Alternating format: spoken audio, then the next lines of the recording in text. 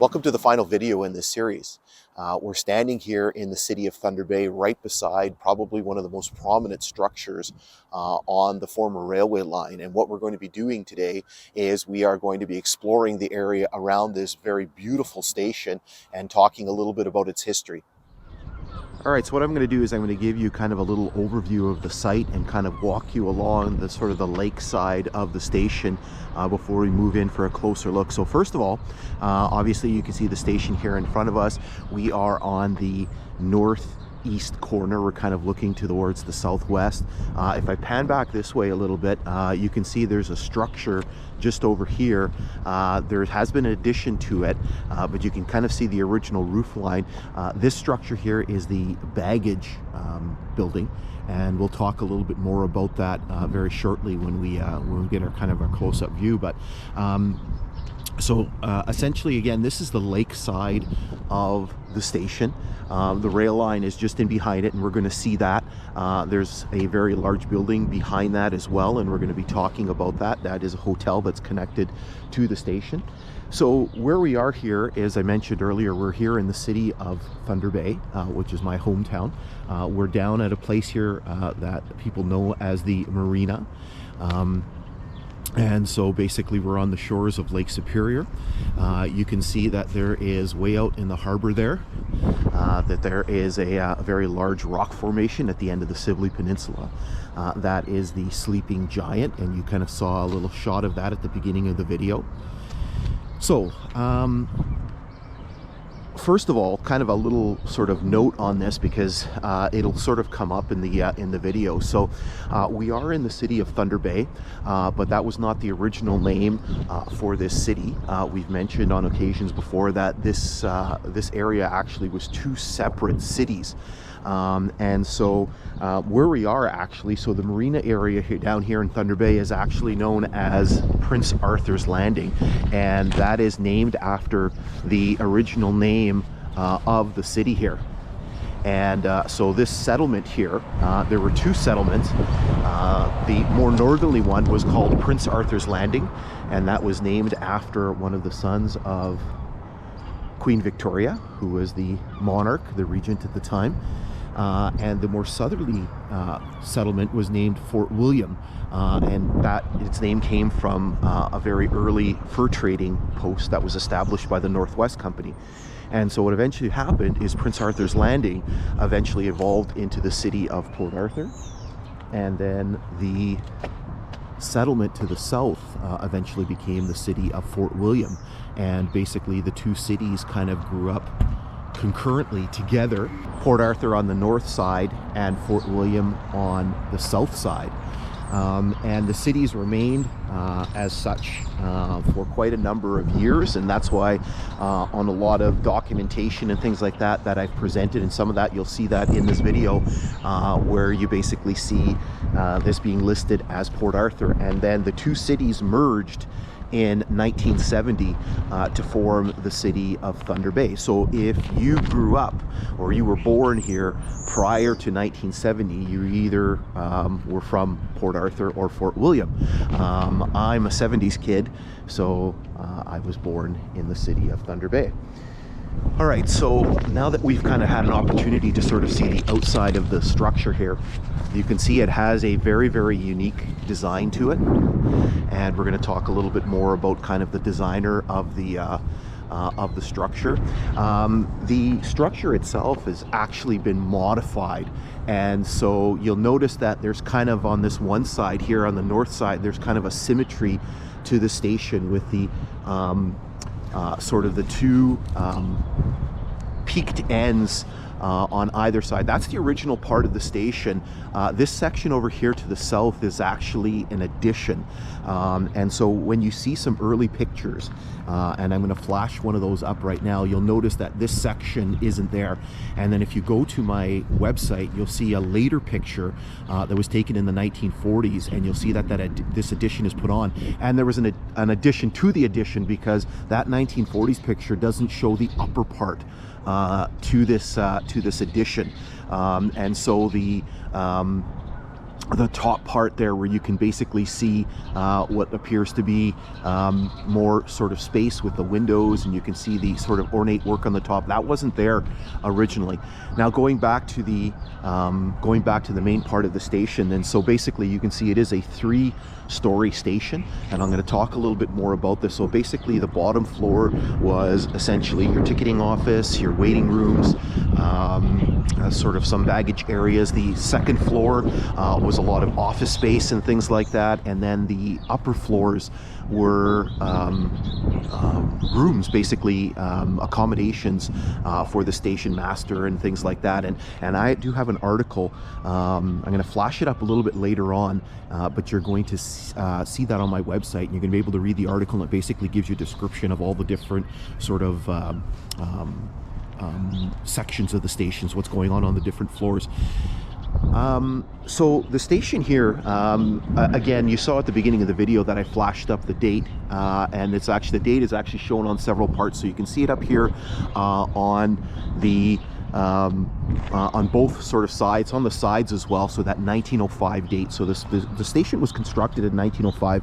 I believe it had sort of its first official sort of opening in 1906, and that article that I'm going to show you is from 1906, so I think it probably had its grand sort of unveiling in 1906. So the station was originally used for the first Canadian Northern line that was constructed, and that was the line that was constructed between Port Arthur and Winnipeg, that opened in 1902, and so that was sort of the first use of the station.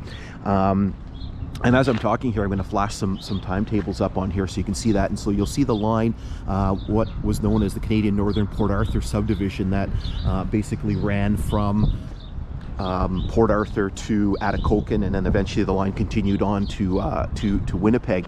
And then once the Canadian Northern line, once the Canadian Northern line to the east was completed, basically it became the terminus of the Canadian Northern Nipigon subdivision, and I'll flash a timetable up on there. And so basically you can see it's milepost 147.9, I believe, of the Canadian Northern Nipigon subdivision. And so it was continued to be used as passengers, as a passenger station for Canadian Northern for quite a number of years, until it was taken over by Canadian National. And then on the eastern line, the line that we're taking a look at, passenger service continued till 1956. And what I'll do is I'll flash up a 1955 timetable, which was one of the last ones. And again, you'll see basically that this was the terminus of the railway line until that point. And after 1956, when they stopped running passenger service, basically this was no longer the terminus of that eastern line. Basically the terminus was 2 miles further to the east at a place called Current Junction. All right, so what we're going to do is we're going to move in for a closer look. We're going to go over to the baggage building, and then we're going to take a closer look at the station itself. All right, so we've moved just a short distance away from the station, which you can just see looking kind of to the south, I guess. And so this structure right here, we kind of mentioned it already, but we just wanted to get a little bit closer to it. So this structure is the baggage building, and you can actually see the name here on the sign. And so again, this is shown in a lot of the original pictures. You'll see this structure off to the side, and so basically I'm assuming baggage building was used to store baggage and things like that, bulkier items. There has been an addition to the structure, which is just a little bit closer here on the lakeside. You can see that. And so essentially the original structure is, you can see by the main roof line here, is the baggage building itself. And again, this would have been a very, very important structure. Again, there was probably a lot of people transiting back and forth. There was probably a lot of freight, a lot of bulkier items, and things like that would have been needed to been stored here. Okay, so we're basically going to move back to the site of the station itself and explore a little bit more there. All right, so what we've done is we've come up the stairs here, and you can kind of see the wide opening here on the stairs on the lakeside. And so I'm assuming that this would have been the main sort of lakeside entrance to the station. And so again, this station was a very, very important, and we're going to see a little plaque in a second here. The station was a very, very important transition point because basically you had rail connection initially going to the west and then eventually going to the east, which we've been taking a look at. But you also had the water transportation. And so essentially where we are here is what is known as the head of the lakes. Sort of the unofficial nickname of Thunder Bay is the Lakehead, or the Canadian Lakehead. So basically we are at the end, we are the western terminus of the Great Lakes. And so basically you had ships that would come up from other points, particularly in places like southern Ontario, parts of the United States, and then they would come here and basically dock. And one of the things that you're going to see here, and I'm going to flash this picture up here, very, very different perspective of the harbor. There's a lot of new structures that have popped up in the last number of years. You can see one over here. There's a little water feature that's a water feature in the summer. It's a skate park in the winter. The hotel here, there's a Delta Hotel, and then there's some condos. Those are all brand new. Those have only been opened in the last 10 or 15 years. And so this area looked very, very different. And again, I'll flash that picture up on the screen. This basically would have all been sort of docks, both for passenger traffic and for freight. And so again, this would have been sort of the main door that I'm assuming that people would have come into. One of the things that you'll notice here at the station is the very big contrast between the different types of stone. And so at the bottom here, you'll notice this white stone, and then on top of it, this very red brick. The white stone, I don't know what type of stone it is, but it actually comes from Manitoba, a place called Tyndall, Manitoba. Hopefully I'm saying that right. But what I'll do is I'll put the name up on the screen there so you can see it. So the white stone was from Manitoba. The red brick was actually from Milwaukee. And I'm going to flash up a little article on here, and you'll basically be able to, I'll just quickly flash it up on there, and it talks about exploring the station in 1906, soon after that it opened. But it does mention the construction of the exterior of the station. And so you'll notice this canopy that basically runs almost around the whole structure itself. I'm assuming that this is not an original canopy, and I'm going to talk a little bit about that. I think it was replaced at some point. It does look like it's been there for quite a number of years. You can see there's been some reinforcement that's been done to it, some of the newer pieces of wood and things like that have been added to it. The very, very unique sort of construction. I love the architectural style of it. And so we'll kind of walk around here so that we're kind of walking to the north here. Again, I love the detail above the windows. That's sort of very neat to see, and I love the arches here on the canopy.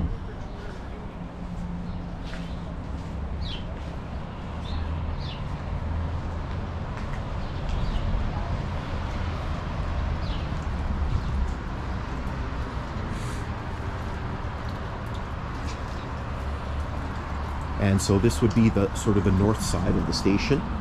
And so here you can see there's a historical plaque. So this is basically a designated heritage property. And so you can see that this was designated as a historic spot by the government of Ontario. And so you can see here it says the Canadian Northern Railway Station, and it says joining rail and water transport, this station, which was built in 1905 at Port Arthur and which formed the end of the line from Winnipeg, was designed in what was commonly called the Canadian Railway style by Winnipeg architect R.B. Pratt. And it was acquired by the city from the Canadian National Railway in 1978. So R.B. Pratt, Ralph Benjamin Pratt, was a very, very well-known architect who designed a lot of stations for several different companies, but in particular the Canadian Northern Railway. And this was kind of one of his great projects. There was a few other kind of very notable stations that he did. And if you go on my website, you'll see his name is mentioned, and if you click on the name, it'll actually bring you to a page where you'll see a lot more information about Pratt and some of the work that he did. So here we're kind of working our way around to sort of the west side of the station, and so this would have been sort of the rail side of the station. You can see it's blocked off. Again, I don't know exactly when the last time this station would have been used for passenger service, but I believe it was in the 1970s. I'll try to find an answer for you. So basically here you can see the rails of both the Canadian National and the Canadian Pacific. The street behind it is known as Water Street, and I'll talk a little bit more about that when we kind of go out to the street and take a look. So again, you can kind of see the this again rail side. So this is the side where the platform would have been, and people would have basically boarded the trains and debarked. That's not, I guess that's the nautical term. Basically would have stepped off the train. I'll have to speak up a little bit here because of the traffic. I like this little style here. I don't know if this was maybe a little ticket office. I like this little bump out here. And again, you can see that contrast between that white stone and the red brick.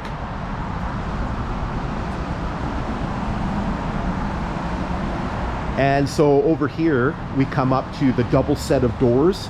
And so this is basically corresponding with the double doors, I believe, that are on the other side.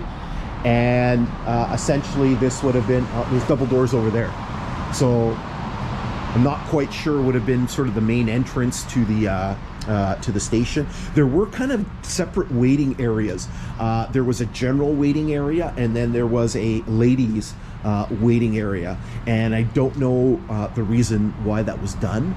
I don't know if that was kind of you know, bit of a sort of a patriarchal thing, you know, where women have to sort of wait in another area, or it was maybe you know, sort of a safety thing, you know, sort of to you know, ladies would feel a little bit more safe and secure in their own separate area. I'm not sure why that was done.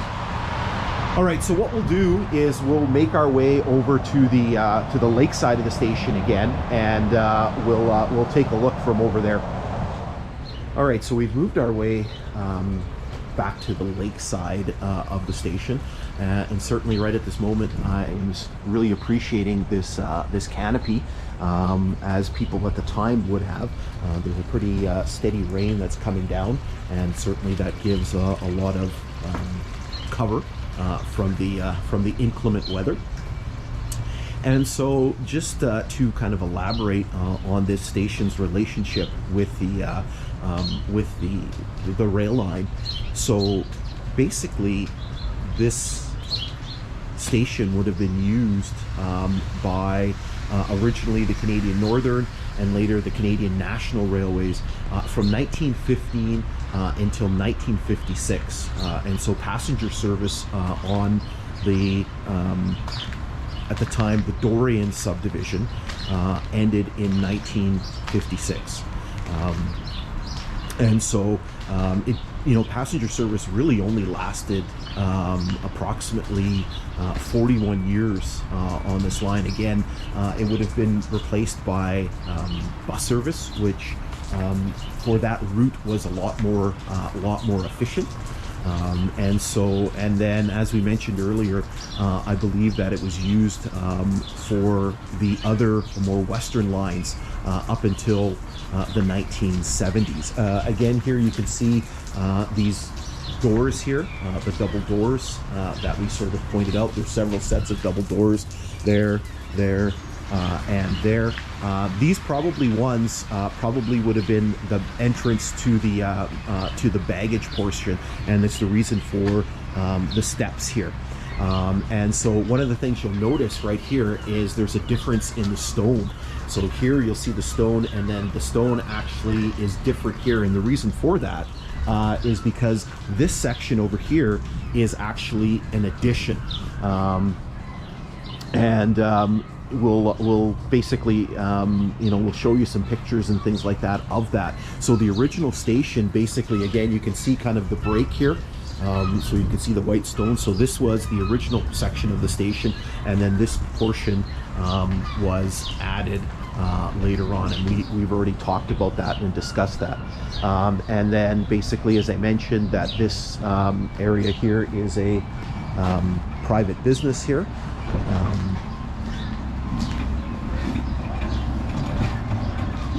And you can see the hotel beside it.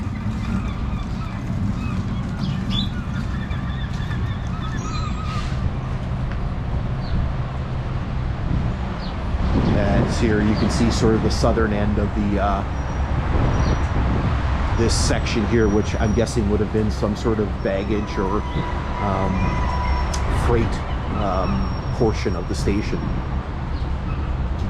All right, so what we're going to do now is we're actually going to make our way across the road, across Water Street, and we're going to get a little bit of video and things like that from that side, so you can see a little bit of a different perspective on the station. All right, so we've made our way across the road. This is Water Street here in Thunder Bay.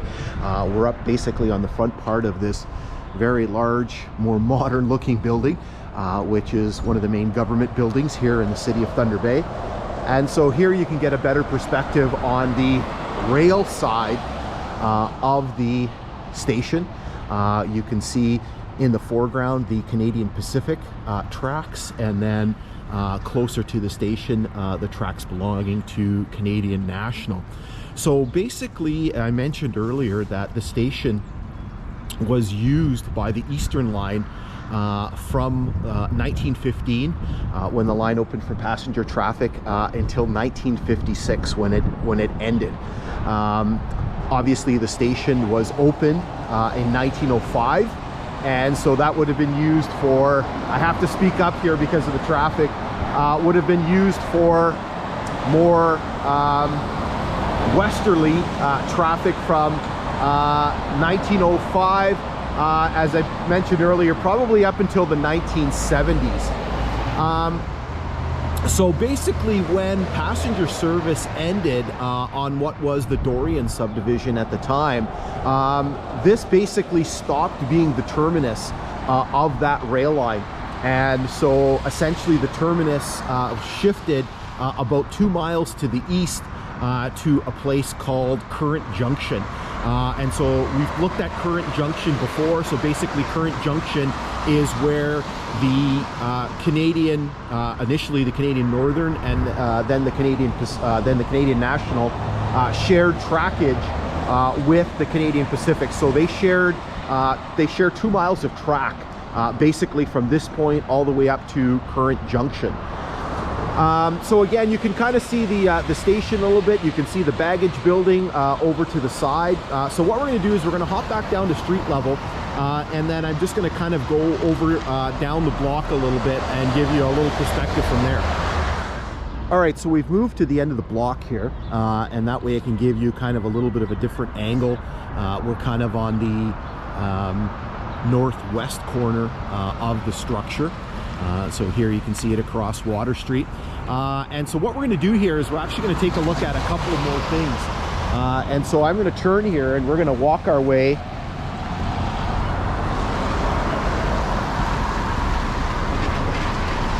across the street here. So this is Red River Road.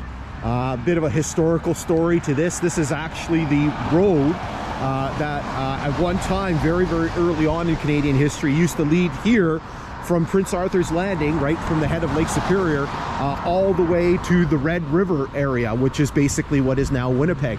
Couple of things I wanted to point out here. So in front of us here, we actually have this very interesting looking station, and this is actually locally known as the Pagoda, and basically refers to its style and its shape. This is actually a tourist information center. It was one of the earliest tourist information centers opened in the city of Thunder Bay, and it's actually, I believe, the oldest continuously operating tourist information centers in Canada. So a little bit of history to this. So again, I have to yell to be heard over the traffic here. Right next to the pagoda, and I'm going to show you a picture. Unfortunately, there's basically a parking lot, and then just up the head is the bus terminal. There actually used to be another railway station here. So this used to be just adjacent to the pagoda, used to be the railway station belonging to the Canadian Pacific Railway. The station was actually essentially where the street is.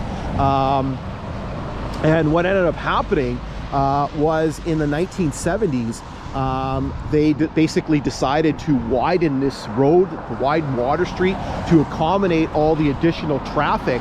And so unfortunately, the decision was made to demolish the Canadian Pacific Station, and I'll show you a picture of it. And so essentially you had the Canadian Northern and later Canadian National Station, and then you had the Canadian Pacific Station, and it was basically a reflection of sort of changing ideas. And so the Canadian National Station would remain here in Port Arthur. They basically shut down and demolished their station on the south side of the city in Fort William, and then the Canadian Pacific Station here in Port Arthur was demolished, and they kept their station on the south side. Now, as we kind of move our way back around the pagoda here, you can see some shots of it here. Very interesting design. If we work our way up Red River Road here, you can see this very modern looking government building beside us. You'll notice this big structure here, which is a hotel, and this hotel was built shortly after the station was constructed. This hotel was built by Canadian Northern, and this is known as the Prince Arthur Hotel, and it's still known as the Prince Arthur Hotel.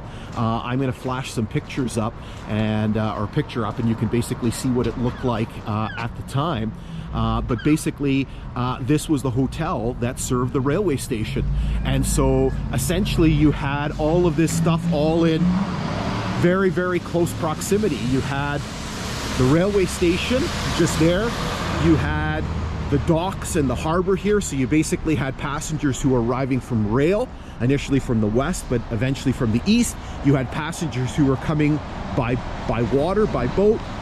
And then basically they could use the railway station to transit by train. And then you had the hotel here that would basically allow, you know, travelers, dignitaries, railway people to basically overnight, you know, here in the city. The hotel is still in operation. Again, it is still known as the Prince Arthur's Hotel. I think it's the oldest hotel here in the city. It is sort of very, very unique, and it has a very, very different feel and architectural flair from some of the other hotels, which are kind of more modern and you know, have a very different appearance. Again, here you can get a little bit of a different angle here on the pagoda.